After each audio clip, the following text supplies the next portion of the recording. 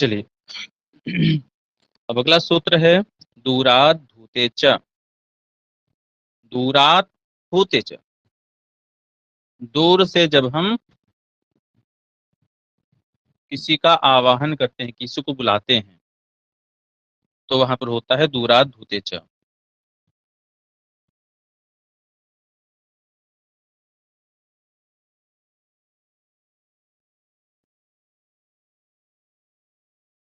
दूरात धूते च यह हुआ। अब जो दूरात धूते च, यह कैसा सूत्र है? यह संज्ञा करता है। क्या संज्ञा करता है? प्लुत संज्ञा। किसकी प्लुत संज्ञा होती है? टी की। दूरात संबोधने वाक्यस्य टेः प्लुतो वा। दूर से संबोधन करने पर वाक्य का जो टी है, उस टी को प्लुत हो जाता है विकल्प से। जैसे उदाहरण के लिए हम लेते हैं कृष्ण। कृष्ण शब्द लेते हैं।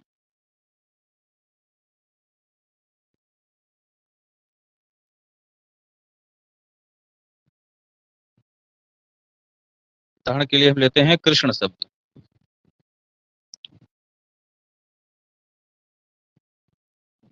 कृष्ण शब्द है। अब कृष्ण शब्द के अंत में क्या है? अ। उसकी प्लुत संज्ञा हो जाती है विकल्प से। अगर दूर से संबोधन हो तो विकल्प से इसकी प्लुत संज्ञा हो जाएगी। यह प्लुत हो जाएगा। अर्थात प्लुत का की जो मात्रा होती है वह 3 से प्रदर्शित की जाती है।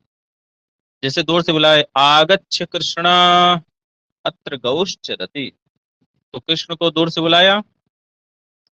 चलिए अब अगला सूत्र है प्लुत प्रगृह्या अच नित्यम।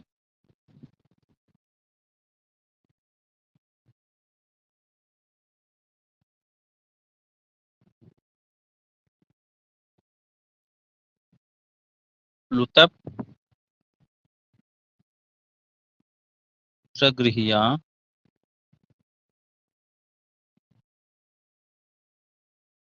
अच्छी नित्यम, यह सूत्र है। अब कह रहे हैं प्लुत प्रगृह्या। प्लुत और प्रगृह संज्ञक जो शब्द हैं, प्लुत और प्रगृह जो होते हैं, उनके परे यदि अच हो तो क्या हो जाता है? नित्य हो जाता है, अर्थात प्रकृति भाव हो जाता है। प्रकृत्याः स्युः प्लुत प्रगृह्याः विकल्प है, विसर्ग है यहाँ पर। ठीक है, प्लुत प्रगृह्याः और अच है, तो यहाँ पर भो भुको भू पुरुष योषि और लोपः शाकल्यस्य, इन दो सूत्रों की प्रवृत्ति होगी, जिसको हम विसर्ग संधि में पढ़ेंगे। तो प्लुत प्रक्रिया, जो प्लुत संज्ञक और प्रगृह संज्ञक यदि पूर्व में हो और अच पर में हो तो उनको नित्य भाव हो जाता है, प्रकृति भाव हो जाता है। जैसे आगच्छ कृष्ण अत्र गौश्चरति, तो कृष्ण है, कृष्ण है और अत्र है। अब कृष्ण जी के साथ में उनके जो सखा थे, जो मित्र थे, सभी गाय चराने गए थे। उसमें से कृष्ण जी की एक गाय खो गई। अब सभी लोग ढूंढने लगे, चारों ओर गए, तो जो दूसरी तरफ गए थे वहां पर उनकी गाय जो है चर रही थी, और कृष्ण जी दूसरी तरफ गए थे। तो दूर से वो मित्र बुलाते हैं, कृष्ण यहाँ आओ, गाय यहाँ पर चर रही है, उधर नहीं ढूंढो। तो आगच्छ कृष्ण अत्र गौश्चरति, कृष्ण आओ, यहाँ गौ चर रही है। तो यहाँ पर कृष्ण क्या हो? प्लुत है, प्लुत संज्ञा है। ठीक है, तो जो अ है, ह्रस्व दीर्घ प्लुत सभी अ हैं। यहाँ पर किस सूत्र की प्रवृत्ति हो रही है? कृष्ण अत्र में कौन सी संधि होनी चाहिए थी सामान्यतः यदि हम देखें तो? किस सूत्र से कौन सी संधि? दीर्घ संधि। दीर्घ संधि। अका क्या सवर्णे सूत्र है? दीर्घ। बहुत अच्छा। अकः सवर्णे दीर्घ सूत्र से हम दीर्घ संधि यहाँ प्राप्त है। लेकिन पृथक प्रगृह्य अच नित्यम, जो कृष्ण में ड़ का अ है, उसकी कौन सी संज्ञा हो जाती है? प्लुत संज्ञा। प्रगृह संघ, प्लुत प्लुत संज्ञा। संघ। प्लुत संज्ञा हो जाती है। किस सूत्र से? प्लुत दूरात् प्रगृह्य च नित्यम। दूरात धूते च से, इस सूत्र से दूरात धूते च, दूर से बुलाया जा रहा है ना कृष्ण को, तो हाँ दूर से महाराज। बुलाने पर जो वाक्य अर्थात जो कृष्ण है उसका जो अंतिम वर्ण अच है, प्लुत संज्ञा अच की ही होगी। तो जो अच है उसकी प्लुत संज्ञा हो गई, और प्लुत संज्ञा का फल क्या हुआ, प्लुत प्रक्रिया अच नित्यम, इससे प्रकृति भाव हो गया, अन्यथा कृष्णात्र हो जाता, पहले केवल एक ही शब्द बनता। तो आगच्छ कृष्ण अत्र गौश्चरति, तो कृष्ण अत्र ऐसे ही रह गया, और यह विकल्प से हो रहा है प्लुत संज्ञा। यदि प्लुत संज्ञा नहीं होगी, कृष्ण अत्र ही रहेगा,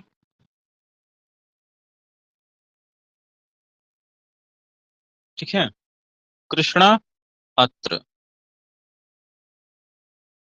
कृष्ण आगच्छ कृष्ण अत्र गौश्चरति, तो कृष्ण में जोड़ा में अ है, उसको हमने प्लुत नहीं किया, तो क्या होगा यहाँ पर, दीर्घ संधि। दीर्घ संधि तो यहाँ पर हो जाएगी, यहाँ पर अकह सवर्ण दीर्घ लग जाएगा, कृष्णात्र हो जाएगा, ठीक है। जब हम प्लुत करेंगे, कृष्ण में जुड़ा में जो अकार है, जब हम उसको प्लुत करेंगे तो वहां पर प्रकृति भाव नित्य होगा। अब देखिए, प्लुत प्रक्रिया अच नित्यम जो यह सूत्र कह रहा है, वो प्रकृति भाव नित्य कर रहा है, विकल्प से प्रकृति भाव नहीं कर रहा है, ठीक है। वह प्रकृति भाव क्या कर रहा है, नित्य कर रहा है, विकल्प से नहीं। विकल्प से क्या हो रहा है, प्लुत संज्ञा विकल्प से हो रही है। तो जब हम कृष्ण की प्लुत संज्ञा करेंगे तो वहां पर प्रकृति भाव होगा, जब प्लुत संज्ञा नहीं करेंगे तो वहां पर क्या हो जाएगा, दीर्घ संधि हो जाएगी। आगच्छ कृष्णात्र गौश्चरति, कृष्णात्र, कृष्ण अत्र, कृष्णात्र हो गया, ठीक। अब आगे हम दूसरा सूत्र पढ़ते हैं, ईदु दे द्विवचनम प्रगृह्यम। देखिए, इसको अलग अलग करके पढ़ते हैं, ईत ऊत एत,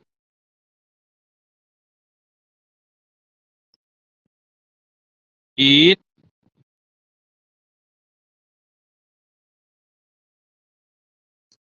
ईत ऊत एत द्विवचनम प्रगृह्यम।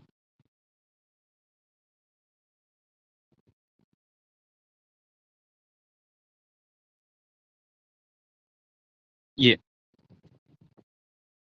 अब यहाँ पर देखिए, तपर है, ईत में तपर है, एत में तपर है, ऊत में तपर है। तो तपर का मतलब क्या, जो उच्चारण हो रहा है जिसका वही वहां पर बोधित होगा। ई मतलब कि छोटी ई, बड़ी ई, प्लुत ई, 18 प्रकार की ई नहीं ग्रहण होगी, केवल बड़ी ई जो यहाँ पर दिख रहा है, ई उ ए। तो ई अंत में हो जिसके, ओ अंत में हो जिसके, और ए अंत में हो जिसके, ऐसा द्विवचन का कोई भी रूप, द्विवचन का कोई भी रूप हो, उसकी प्रगृह्य संज्ञा हो जाएगी। कौन सी संज्ञा हो जाएगी, प्रगृह्य संज्ञा। संज्ञा है, किसकी संज्ञा होगी, द्विवचन की प्रगृह्य संज्ञा होगी। कैसे द्विवचन की, जो ईत ई अंत में हो जिसके, ओ अंत में हो जिसके, और ए अंत में हो जिसके, ऐसे द्विवचन की प्रगृह्य संज्ञा हो जाती है। हम देखते हैं ऐसे कौन से रूप हैं, जैसे हरि, हरि ही हरि, हरि ही हरि ही, हरि ही हरि, हरि द्विवचन है, और ईदंत है, मति ही मति, मति क्या है, बड़ी ई है, हरि द्विवचन है, दीर्घ ई है अंत में इसके, इसके लिए इसकी कौन सी संज्ञा हो जाएगी, प्रगृह्य संज्ञा। इसके पश्चात हम करते हैं यहाँ पर एतौ, हरि एतौ। अब यहाँ पर प्रगृह्य संज्ञा किसकी होगी, हरि की, हरि की प्रगृह्य संज्ञा हो गई, और प्रगृह्य संज्ञा का फल क्या हुआ, प्लुत प्रगृह्या अच नित्यम से इसको प्रकृति भाव हो गया। अर्थात हरि एतौ, अच्छा ये बताइए कि हरि एतौ इस अवस्था में कौन सी संधि होनी चाहिए थी? यण संधि। यण संधि। अगर यण संधि करेंगे तो क्या रूप बनेगा? हर ये तो। ह और र, हरयितो। हर ये तो, ये ऐसा अनिष्ट रूप बनेगा जो कि हमें नहीं बनाना है। ठीक है, तो यहाँ पर हरि एतौ ऐसा ही रूप बना रहेगा, प्रकृति भाव हो जाएगा हरि एतौ। अगला उदाहरण है विष्णु इमौ।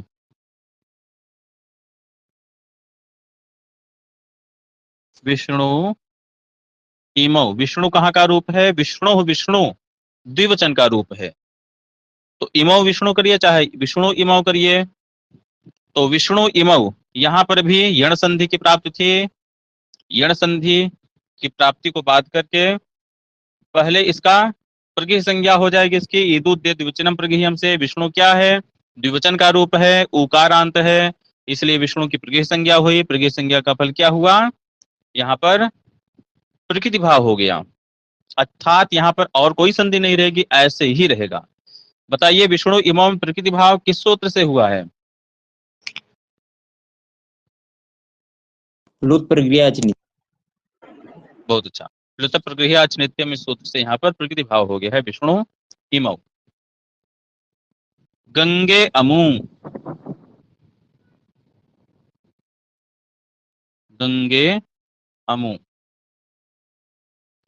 गंगा गंगे गंगा, गंगे द्विवचन का रूप है। अमु कहाँ का रूप है? अमु कहाँ का रूप है? सर अदर शब्द का। प्रथमा द्वितीय जी द्विवचन। ठीक, बहुत अच्छा। अदर शब्द का स्त्रीलिंग में प्रथमा द्विवचन अमु। तो गंगे अमु ये दोनों गंगा है ऐसा।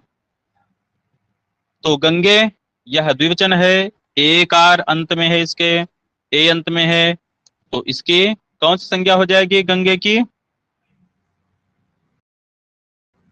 प्रक्रिया संधि। किस सूत्र से? प्रगृह प्लुत प्रगृह्याच नित्यम। द्विवचनम प्रक्रिया। नित्यम। ठीक है, यहाँ पर जो प्रगृह संज्ञा होगी वो ईदु दे द्विवचनम प्रगृह्यम इस सूत्र से होगी। ये ध्यान रखना है। आगे जो हम बता रहे हैं, आगे कई सूत्रों तक जो संधि विधायक सूत्र है प्लुत प्रगृह्या अच नित्यम, ये केवल चलेगा। ये अन्य जितने सूत्र हम आगे पढ़ेंगे वो केवल क्या करेंगे? संज्ञा करेंगे। संधि इस सूत्र से होगी। दूराधूते जिसने क्या किया? प्लुत संज्ञा किया। एदे द्विवचन प्रगृह्यम क्या करेगा? प्रगृह संज्ञा करेगा। आगे 3-4 सूत्र सब संज्ञा ही करने वाले हैं। हर जगह प्लुत प्रगृह्या अच नित्यम लगेगा प्रकृति भाव करने के लिए। ठीक है,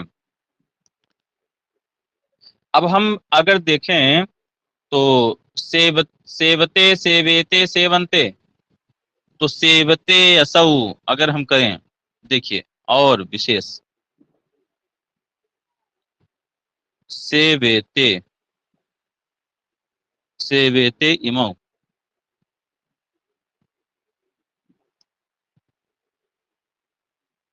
यहां पर क्या होना चाहिए? प्रक्रिया कोई संज्ञा। संधि होगी? प्रगृह संज्ञा किसकी होगी?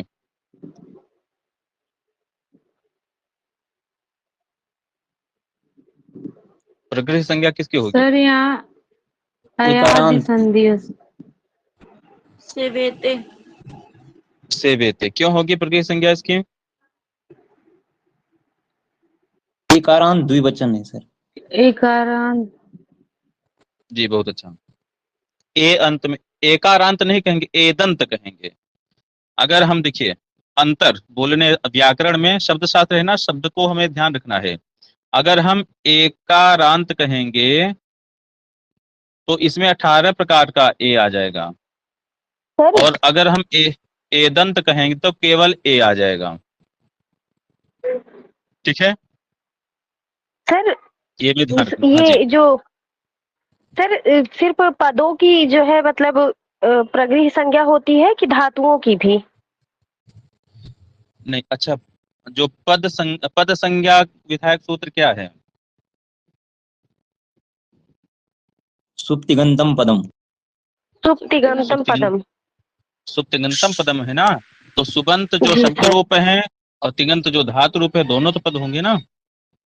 जी सर, तो सर मतलब यहाँ पे धातुओं की भी होगी और इसका भी होगा।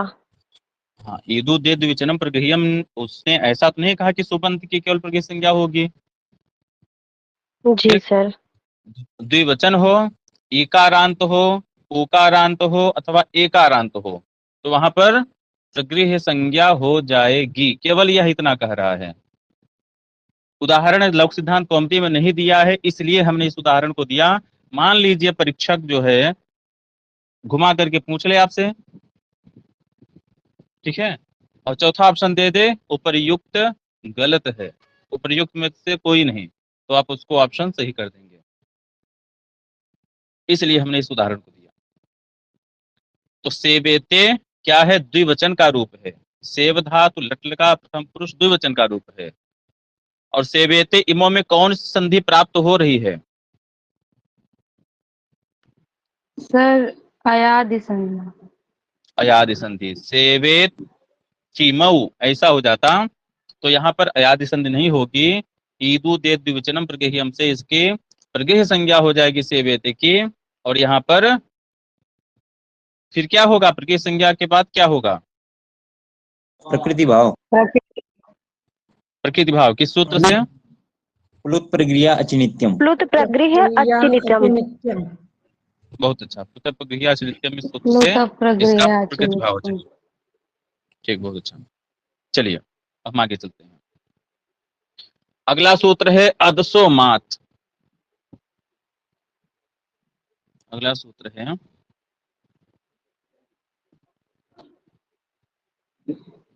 अदसोमात।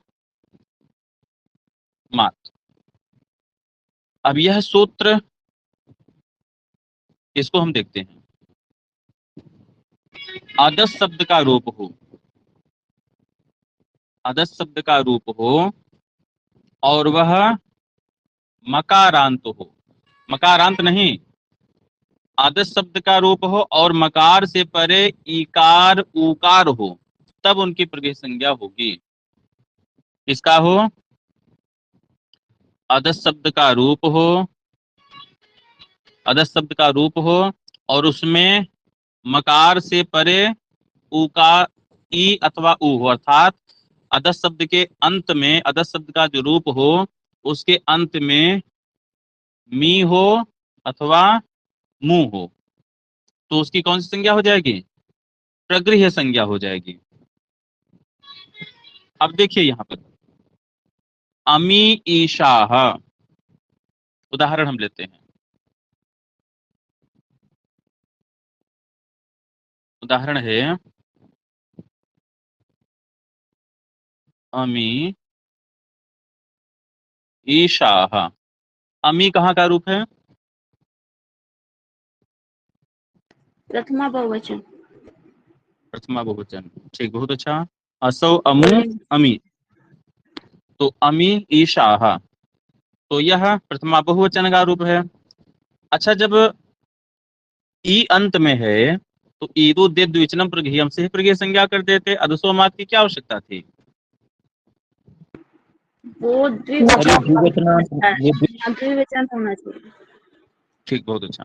वो द्विवचन में करता है और यहाँ पर जो अमी है यह बहुवचन में है, इसलिए यहाँ पर उस सूत्र की प्रवृत्ति नहीं होगी। वह सूत्र यहाँ पर प्रगृह्य संज्ञा नहीं करेगा, इसलिए इसकी आवश्यकता हुई। अमी ईशाह, यहाँ पर कौन सी संधि प्राप्त हो रही थी? दीर्घ संधि। दीर्घ संधि। किस सूत्र से? अकः सवर्णे दीर्घ। अगर हम दीर्घ संधि करते तो क्या होता? अमीशाह। अमीशा हो जाता, जो कि हमें नहीं करना है। अमीशा हमें नहीं करना है। हम यहाँ पर इसकी प्रगृह्य संज्ञा करेंगे। अमी ईशाह में प्रगृह्य संज्ञा किसकी होगी? अमी की। किस सूत्र से? किस सूत्र से? अदसोमात से। अकस्मात अधसोमात से। ठीक, अधसोमात से अमी की प्रगृह संज्ञा हो गई, और प्रगृह संज्ञा का फल क्या हुआ? प्रकृति भाव प्रज्ञाचित प्रकृति प्रकृति भाव भाव हो होगा। गया। बहुत अच्छा। अमी ईशा में अमी की प्रगृह संज्ञा हो गई अधसोमात से। क्यों हो गई? क्योंकि जो यह अमी शब्द है वह अधस शब्द का रूप है, और मकार से परे ई है, इकारांत है, इसलिए अमी की प्रगृह संज्ञा हो गई। प्रगृह संज्ञा का फल क्या हुआ? प्लुत प्रगृह्याच नित्यम से यह प्रकृति भाव हो गया। यहाँ पर जो सवर्ण दीर्घ की प्राप्ति थी वह नहीं हुई। प्रकृति भाव अमी ईशाह ऐसे ही रहेगा, और यह ऐसे ही रहेगा क्योंकि विकल्प से यह नहीं हो रहा है। जो प्रगृह संज्ञा है यहाँ पर विकल्प से नहीं हो रहा है। जैसे दूरात भूते च में विकल्प से प्लुत संज्ञा हो रही थी, यहाँ पर प्रगृह संज्ञा विकल्प से नहीं हो रहा है। ईदे द्विवचन प्रगृह्यम भी कैसा है? नित्य प्रगृह संज्ञा कर रहा है। अधसोमात भी नित्य प्रगृह संज्ञा करता है। और आगे हेलो देखिए सर। जी। सर जैसे कभी कभी प्रश्न आता है कि जैसे निम्नलिखित में से प्रगृह संज्ञा करने वाला सूत्र नहीं है, तो सर जैसे 3 दे देते हैं, प्रगृह संज्ञा करने वाले 3 सूत्र है ना सर? हाँ, वो तो आगे फिर बताएंगे। प्रगृह संज्ञा करने वाले सूत्र जो है द्विवचन प्रगृह्यम, अधसोमात, ओत आगे आएगा। जी सर। तो ऐसे प्रश्न आते हैं, तो सर जैसे अगर कभी मान लीजिए सर। Hello sir. जी जी बोलिए। सर कभी प्रश्न आता है उसमें, जैसे अगर इन चारों में हम हो, इन सिर्फ मतलब जैसे सारे प्रगृह संज्ञा करने वाले ही हो, तो उनमें कोई एक सेलेक्ट करना हो, तब हम कौन सा करेंगे सर? वो प्रश्न गलत होगा, उस प्रश्न को डिलीट किया जाएगा। सर वो सही नहीं माना जाएगा ना? बिल्कुल, प्रश्न ही गलत होगा। जी सर। हाँ, चलिए, अमी ईशा हो गया। अब राम कृष्ण अमु आसाते ऐसा है, लेकिन वहां पर संधि के लिए कौन सा शब्द लेना है हमें? अमु आसाते। अमु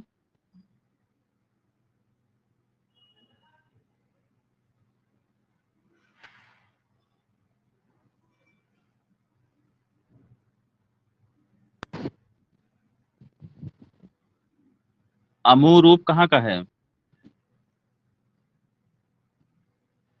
और 10 शब्द का। प्रथमा और द्वितीय द्विवचन। द्विवचन, ठीक है। असो अमु अमी पुल्लिंग में बनेगा अमु आसाते। अब ये बताइए कि अमु की जो प्रगृह संज्ञा है वह ईदु दे द्विवचन प्रगृह्यम से हो जाएगी कि नहीं हो जाएगी? हो जाएगी गुड़ी। सर नहीं होगी, वो प्रथमांत है उसमें, इसमें द्वितीयांत है। द्वितीयांत तो है पर अदस शब्द नहीं है। अमु शब्द जो है द्विवचन में है, और ईदु द्विवचन में क्या करता है? ईदु द्विवचन क्या करता है? एक ऊत वचन। हो और ऐत हो। ईदु द्विवचन में क्या कहता है कि कोई भी शब्द रूप हो, धातु रूप हो, अंत में ई हो, अंत में उ हो, अंत में ए हो, तो उसकी प्रगृह संज्ञा हो जाए। अब अमु शब्द रूप है, इसके अंत में उ है, तो प्रगृह संज्ञा क्यों नहीं होगी ईदु द्विवचन प्रगृह्यम से? सर हो जाएगी ना? द्विवचनांत है। तो द्विवचन तो कह रहा है ना ईदु द्विवचन प्रगृह्यम, अमु द्विवचन में है। सर ये अदसोमात से होगा। जी सर अदसोमात से तो भी हो जाएगा ना सर? नहीं, हम पूछ क्या रहे हैं, ईदु द्विवचन प्रगृह्यम से हो सकता है कि नहीं हो सकता है? नहीं होगा। जी सर, ऊत है तो हो सकता है। हो सकता है ना? जी सर। हो सकता है, लेकिन उससे होगा नहीं। क्यों नहीं होगा? क्योंकि जहां पर कोई विशेष नाम दे दिया जाता है, जैसे ईदु द्विवचन में क्या है? बहुत लंबा उसका क्षेत्र है, उसका क्षेत्र इतना है। अब इकारांत, उकारांत, एकारांत बहुत सारे रूप आ जाएंगे, उसमें धातु रूप भी आ जाएगा, शब्द रूप भी आ जाएगा, बहुत सारे शब्द रूप भी आ जाएंगे। लेकिन यह जो अदसोमात है यह केवल अदस शब्द के लिए है, छोटा क्षेत्र है। जैसे सभी बालकों को दही दो, राम को दूध दो। तो बताइए राम को दही मिलेगा कि दूध मिलेगा? सर दूध मिलेगा। दूध मिलेगा ना। क्या राम बालक नहीं है? सर है, लेकिन उसमें जो है वस्तु विशेष का नामकरण करके मांगा है वस्तु को, और बाकियों हाँ, के लिए वस्तु विशेष, सिर्फ एक। बहुत अच्छा। वस्तु विशेष का नाम लेकर के वहां पर बताया गया है, व्यक्ति विशेष का नाम लेकर के बताया गया है, इसलिए उसको दही नहीं मिलेगा, उसको दूध ही मिलेगा। ठीक है। वैसे ही ईदु दे द्विवचनम प्रगृह्यम क्या करता है, वह सामान्य संज्ञा करता है सभी की। इकारांत हो, उकारांत हो, एकारांत हो, द्विवचन हो, चाहे जो भी हो, शब्द रूप हो, धातु रूप हो, शब्द रूप में चाहे जिसका रूप हो, रमा का रूप हो, हरि का रूप हो, मति का रूप हो, कोई समस्या नहीं है। अदस का भी रूप उसी में आ जाता है। लेकिन अदसोमात अदस शब्द को एक संज्ञा, एक व्यक्ति विशेष को, एक वस्तु विशेष को लक्षित करके कार्य कर रहा है। तो अदस शब्द में चाहे जो भी रूप आएगा, वह यदि इकारांत और उकारांत है तो उसकी प्रगृह संज्ञा किससे होगी? अदसो मात से। ठीक है ना, समझ में आया? जी सर। हाँ महोदय। हाँ, तो अब बताइए अमु आसाते में जो अमु है, अमु की प्रगृह संज्ञा किससे होगी?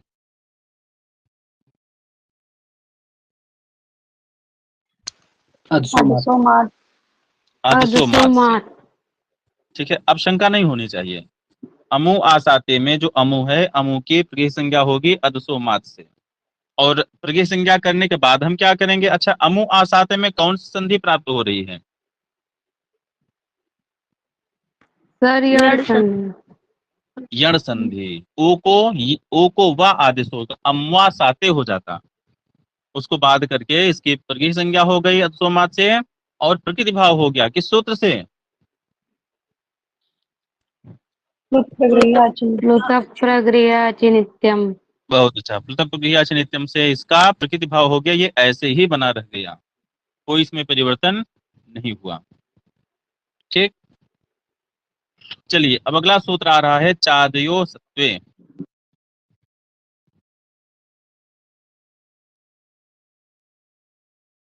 अगला सूत्र आ रहा है, अलग अलग करके लिख रहे हैं। चादयः असत्वे, यह सूत्र है।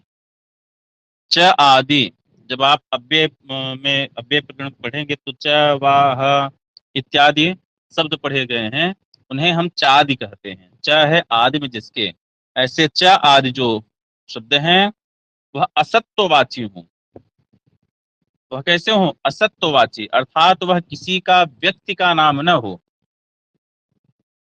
कि वह किसी व्यक्ति का नाम हो, किसी वस्तु का नाम हो, ऐसे नहीं। सत्व किसे कहते हैं? द्रव्य को। ठीक है, तो द्रव्य, किसी द्रव्य का वाची च वाह इत्यादि जो शब्द पढ़े गए हैं, किसी द्रव्य का वाचक ना हो। अद्रव्यवाची जो च आदि हैं उनकी निपात संज्ञा हो जाएगी। अद्रव्यार्थास चादेह निपातासु, अद्रव्यवाची जो च आदि हैं उनकी कौन सी संज्ञा हो जाएगी? निपात संज्ञा। यह संज्ञा विधायक सूत्र है। कैसा सूत्र है? यह भी आपको ध्यान रखना है कि कौन सा सूत्र संज्ञा कर रहा है, कौन सा सूत्र प्रक्रिया विधान कर रहा है, विधि सूत्र है। ठीक है, ये भी ध्यान दीजिएगा। जैसे दूरात धूते च, यह कैसा सूत्र है? संज्ञा सूत्र या विधि सूत्र? संज्ञा संज्ञा सूत्र। सूत्र। विधायक संज्ञा सूत्र। संज्ञा सूत्र। प्लुत प्रक्रिया च नित्यम, यह कैसा सूत्र है? विधि सूत्र। विधि सूत्र। ईदु द्विवचनम प्रगृह्यम कैसा सूत्र है? संज्ञा सूत्र। अदसोमात कैसा सूत्र है? संज्ञा सूत्र। संज्ञा सूत्र। संज्ञा सूत्र। संज्ञा सूत्र। और अभी हमने जो पढ़ा चादियो सत्व, यह कैसा सूत्र है? निपात संज्ञा सूत्र। संज्ञा सूत्र। संज्ञा सूत्र है। ठीक है, चलिए अब देखिए,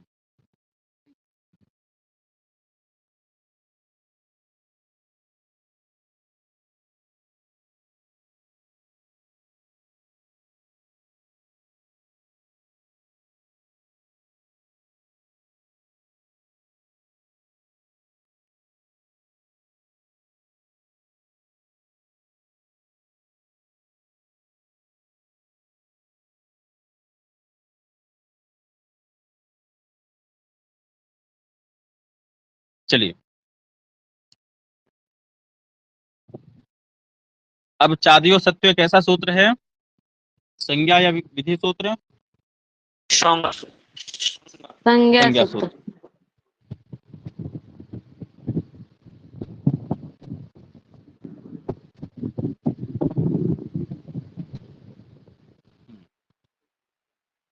ठीक,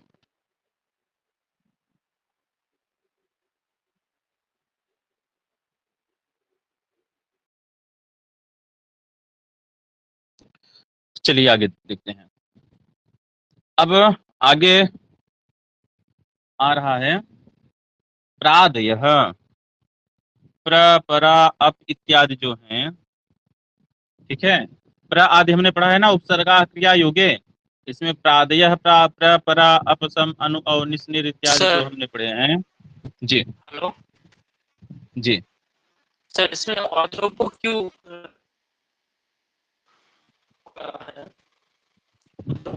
जी जी, आवाज नहीं आ रही है आपकी?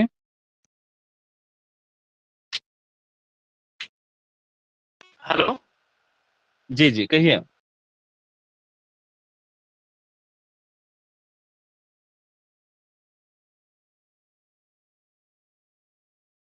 आवाज आपकी स्पष्ट नहीं आ रही है, ये कोई प्रश्न हो तो आप लिखकर भेज दीजिए।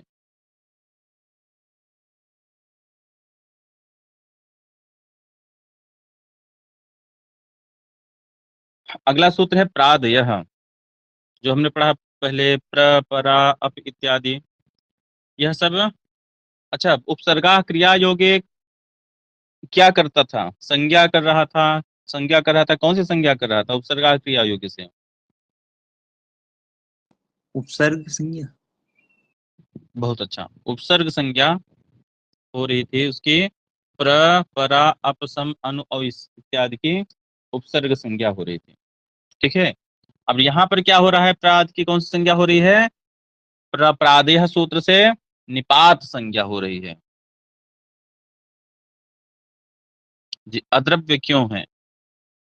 देखिए, असत्व है ना, सत्व माने द्रव्य, सत्व माने क्या?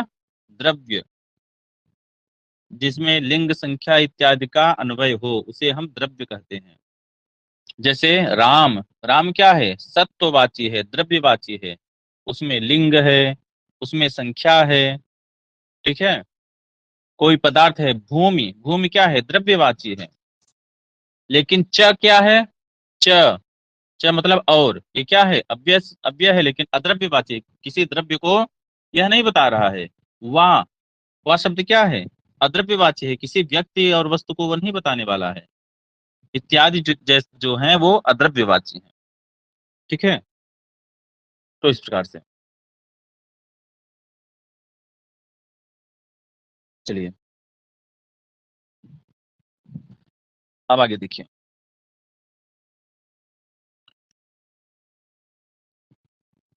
ठीक, अब आगे हम देखते हैं प्रादयः, प्र आदि की भी कौन सी संज्ञा हो जाएगी? निपात संज्ञा। अब निपात संज्ञा करने वाले दो सूत्र हो गए आपके पास, चादियो असत्वे और प्रादयः।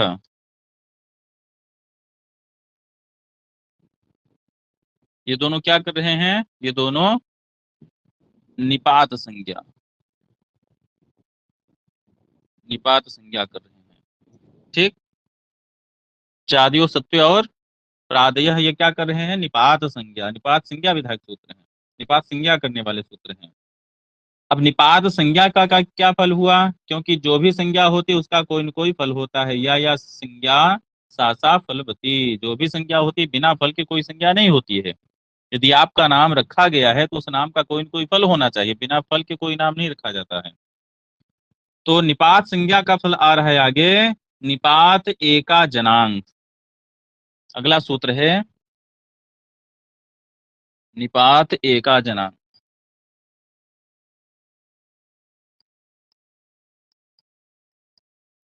निपात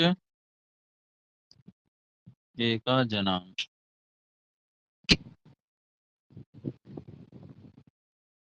देखिए निपात एका जनांग। अब देखिए यह निपात जो भी हैं, जो निपात हैं, कैसे निपात, एक अच, एका जनांक का हम संधि विच्छेद कर देते हैं। एक अच, चकार को जकार हो गया झलाम सोनते से, एक अच और अनांग।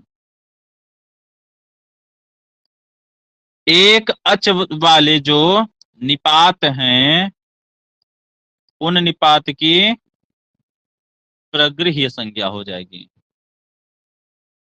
एक अच वाले जो, एक अच वाले जो निपात, उन निपात की प्रगृह्य संज्ञा हो जाएगी। लेकिन अनांग, आंग को छोड़ करके, आंग में केवल आ बसता है, तो जो आ है, आ भी एक अच है, उसकी भी प्रगृह्य संज्ञा हो जाती है, इसलिए उसको अलग कर दिया। आंग, आंग को छोड़ करके जो एक अच वाले निपात हैं, जिनमें केवल एक अच होता है, वह किस संज्ञा हो जाती है, कौन सी संज्ञा हो जाती है, उनकी प्रगृह्य संज्ञा हो जाती है। जैसे उदाहरण आगे दे रहे हैं, उदाहरण देते हैं, ई इंद्रः, ई इंद्रः। अब विशेष बात देखिए, हमारी ग्रामीण भाषा में जो प्रयोग हो रहे हैं, बहुत सारे शब्द ऐसे हैं जो शुद्ध संस्कृत के शब्द हैं। जैसे ई उ, हमारे यहाँ ई हिया रखा है, उ हुआ रखा है। ऐसे ऐसे प्रत्येक ग्रामीण भाषाओं में, देशज भाषाओं में ई उ का प्रयोग हम करते हैं। तो ई मतलब यहाँ और उ मतलब वहां। ठीक है, तो ई इंद्रः। अब ई इंद्रः यहाँ पर ऐसा प्रयोग हुआ, तो यहाँ पर जो ई का अर्थ है वह विस्मय अर्थ में है, और उ का अर्थ वितर्क अर्थ में है। ठीक है, तो ई इंद्रः, ई इंद्रः, अब यहाँ पर बताइए कौन सी संधि प्राप्त हो रही है। दीर्घ संधि। ई इंद्रः में दीर्घ संधि प्राप्त हो रही, किस सूत्र से, अपहस्यवर्णी दीर्घ। अकर सवर्णी दीर्घ से इंद्रः ऐसा प्राप्त, ऐसा रूप बन जाता, लेकिन उसको हमें नहीं करना है। ठीक, हमें क्या करना है, पहले ई की निपात संज्ञा होगी। निपात संज्ञा किससे होगी, ई की,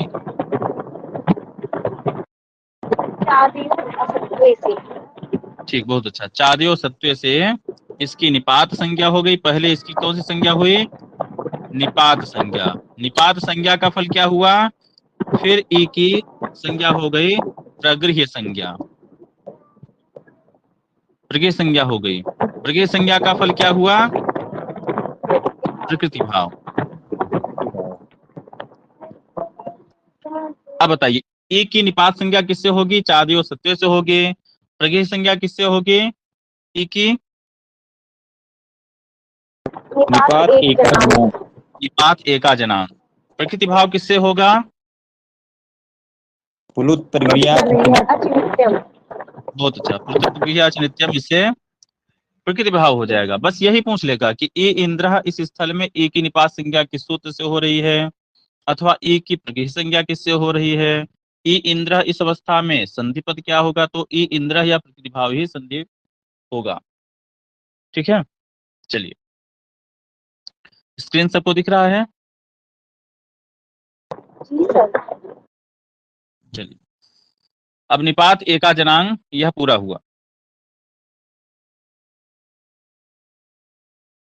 अब इसके बाद हम देखते हैं वाक्य स्मरण अब उ उमेश, एक और उदाहरण आ रहा है, उ उमेश।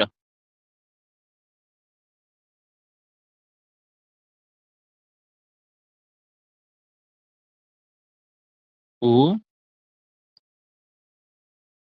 उमेश, तो उ उमेश यहाँ पर कौन सी संधि प्राप्त हो रही है?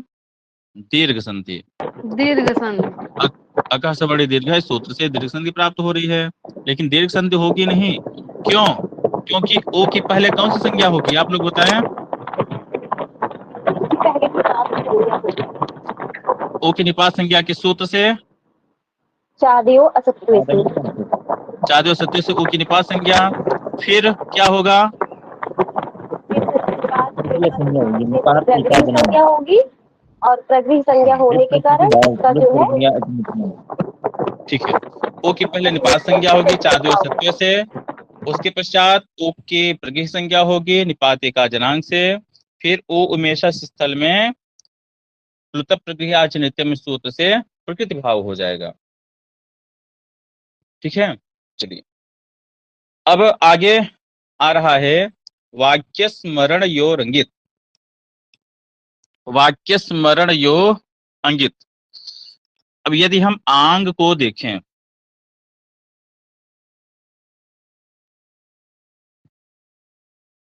यदि हम आंग को देखें, आंग, आंग में केवल आ बचता है, अंग की इस संज्ञा हो जाती है और उसका लोप हो जाता है, तो ये क्या हो जाएगा? गित हो जाएगा। लेकिन कहते हैं कि कुछ स्थल में यह गित होता है, कुछ स्थल में यह गित नहीं होता है। ठीक, तो कहाँ गित कहलाएगा, कहाँ पर गित यह नहीं कहलाएगा, इसके विषय में देखते हैं। तो इसका एक कारिका है इसके लिए, ईषदर्थे क्रिया योगे मर्यादाभिविधौ च यः एतमातं गीतम विद्यात् वाक्य स्मरण यो रंगित। ईषद अर्थ है, जब थोड़ा अर्थ हो आ का, तो ईषद अर्थ हो तब वहां पर गीत कहलाएगा।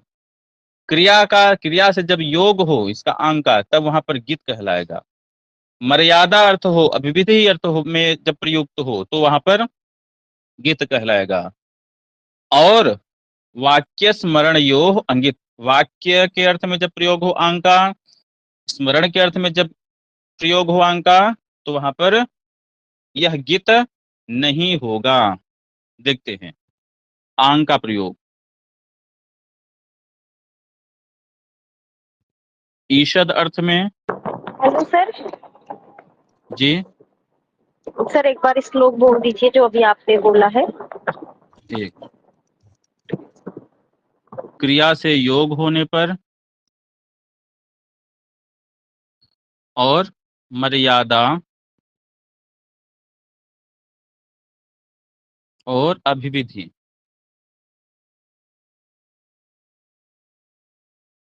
अभिविधि इसमें क्या होगा? यह गीत होंगे, यह इसमें गीत होगा। ठीक है, इसमें क्या होगा? गीत होगा। और वाक्य और स्मरण अर्थ में, वाक्य और क्षमता, स्मरण अर्थ में क्या होगा? अंगित होगा। अंगित अर्थात गीत नहीं होगा। तो श्लोक है, रिकॉर्डिंग बाद में सुन लीजिएगा। ईषदर्थे क्रिया योगे मर्यादाभिविधौ च यः एतमातं गीतम विद्यात् वाक्य स्मरण यो रंगित। पुनः सुनिए। ईषदर्थे क्रिया योगे मर्यादाभिविधौ च यः एतमातं गीतम विद्यात् वाक्य स्मरण यो रंगित। चलिए, तो यहाँ पर जब हम वाक्य और स्मरण के अर्थ में आंग का प्रयोग करेंगे तो क्या होगा? वह गीत नहीं होगा। ठीक है, तो आ एवं नु मन्य से, यहाँ पर हमने उदाहरण दिया वाक्य और स्मरण अर्थ में। तो वाक्य के अर्थ में यहाँ पर वाक्य के अर्थ में हुआ है आ एवं नु मन्य से। तो जब हम अंगित का प्रयोग करेंगे तभी वहां पर उसकी प्रगृह संज्ञा होगी। जब गित अर्थ में प्रयोग करेंगे तो क्या होगा, तो उसकी प्रकृति संज्ञा नहीं होगी। चलिए,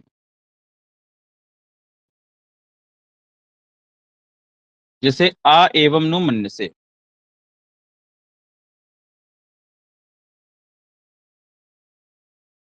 आ एवं नु मन्य से, क्या आप ऐसा मानते हैं? ठीक है, ऐसा। तो यह उदाहरण अर्थ में आया है, वाक्य के अर्थ में आया है। तो आ एवं यहाँ पर संधि प्राप्त हो रही है। कौन संधि प्राप्त हो रही है आ एवं में? वृद्धि संधि। आ एवं वृद्धि संधि प्राप्त हो रही है। तो वृद्धि संधि प्राप्त हो रही है, लेकिन जो आंग है इसकी सबसे पहले क्या हो जाएगी, निपात संज्ञा होगी। निपात संज्ञा होगी। किससे निपात संज्ञा होगी इसकी? प्रादयः से, प्रादयः प्रादयः, क्योंकि प्र परा अप सम अनु अव निस निर दुस दुर वी आंग, प्राद में आंग आता है, तो आंग की जो निपात संज्ञा होगी किससे होगी? प्रादयः, इस सूत्र से। प्रादयः इस सूत्र से आंग की निपात संज्ञा, आंग की निपात संज्ञा हो गई। किस सूत्र से? प्रादयः से। ठीक है, और उसके बाद इसकी प्रकृति संज्ञा हो जाएगी। किस सूत्र से होगी प्रकृति संज्ञा? निपात एका जनांग। निपात एका जनांग से प्रकृति संज्ञा हो जाएगी। प्रकृति संज्ञा का फल होगा इसका प्रकृति भाव हो जाना। आ एवं जो वृद्धि संधि प्राप्त हो रही है वो वृद्धि संधि यहाँ पर नहीं होगी। क्या हो जाएगा यहाँ पर? प्रकृति भाव हो जाएगा। प्रकृति भाव किस सूत्र से होगा यहाँ पर आ एवं में? प्लुत प्रक्रिया प्लुत प्रक्रिया नित्यम से यहाँ पर प्रकृति भाव हो जाएगा। ठीक, चलिए अब अगला जो उदाहरण है उसको हम देखते हैं। अगला उदाहरण है आ एवं किल तत्, आ एवं किल तत्, यह क्या तुमको याद है? आ एवं किल तत्, क्या तुमको याद है ऐसा हुआ था? तो ऐसा, तो यहाँ पर स्मरण अर्थ में आया है। जो आंग का प्रयोग हुआ है वो स्मरण अर्थ में आया है। तो जो आ है यहाँ पर भी वही वृद्धि संधि प्राप्त हो रही है, और वृद्धि संधि प्राप्त हो, लेकिन वृद्धि संधि होगी नहीं, आ की निपात संज्ञा हो जाएगी। किससे होगी आ की निपात संज्ञा? प्रादयः। हाँ, प्रादय से यहाँ पर आ की निपात संज्ञा हो जाएगी। और फिर प्रकृति संज्ञा होगी किससे?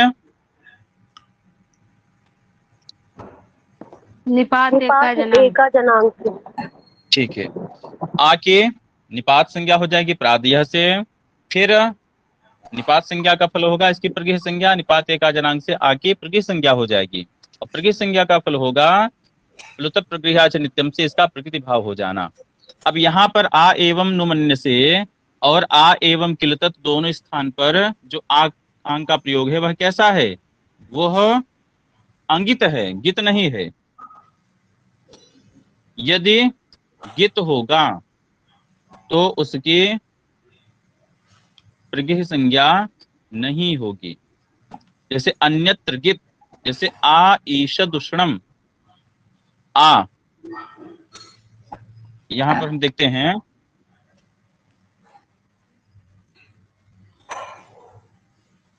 आ उष्णम, आ उष्णम। देखिए आ उष्णम है, आ यहाँ पर किस अर्थ में है? ईषद अर्थ में। जो थोड़ा सा गर्म हो उसको हम ओष्णम कहते हैं। जो थोड़ा सा गर्म हो, थोड़ा सा ताप युक्त हो उसे हम ओष्णम कहते हैं। तो आ ईषद अर्थ में है, उष्णम जो थोड़ा गर्म है। तो आ और उष्णम में कौन सी संधि हो जाएगी? गुण संधि। गुण संधि। किस सूत्र से? आद गुण आद गुणः आद गुण से यहाँ पर गुण संधि हो जाएगी ओषणम। यहाँ पर प्रकृति भाव क्यों नहीं हुआ? क्योंकि यहाँ पे प्रक्रिया संज्ञा नहीं हुई, प्रकृति संज्ञा क्यों नहीं हुई? क्योंकि ये इसमें तो ईषद अर्थ गीत व्यवहार नहीं तो है हुआ। ना, ईषद अर्थ व्यवहार तो है। क्योंकि यह ईषद अर्थ में है। ईषद अर्थ में होने का फल क्या है? यह गित है कि नहीं है?